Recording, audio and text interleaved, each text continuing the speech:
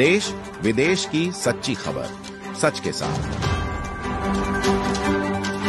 आप देख रहे हैं नेशनल इंडिया न्यूज।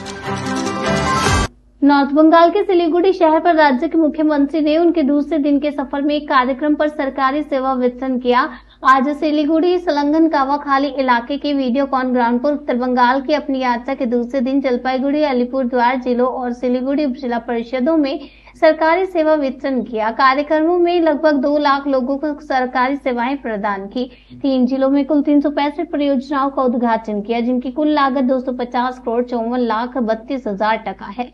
इसके साथ ही लगभग 189 करोड़ 42,52,000 टका लागत की 134 परियोजनाओं का शिलान्यास किया गया। मातृभूमि और जनता की सरकार बंगाल के विकास के लिए सदैव सजग है। कई परियोजनाओं के तहत सरकारी सेवाएं प्रदान की।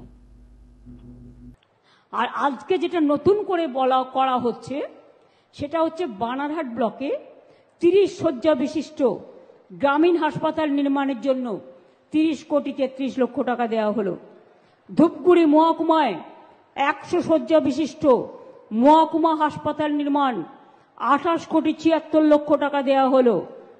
আজকে ধরুন প্রায় 12 লক্ষ মানুষকে আমরা বাংলার বাড়ি প্রকল্পে আগে 50% দিয়েছিলাম, বলেছিলাম মে মাসের মধ্যে আরো 50% দেবো।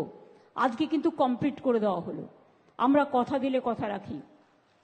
এবং আরো 16 লক্ষ যারা লিস্টে আছেন তারা আগামী ডিসেম্বর মাসে প্রথম ফেজ পাবেন এবং মে মাসে সেকেন্ড ফেজ পাবেন।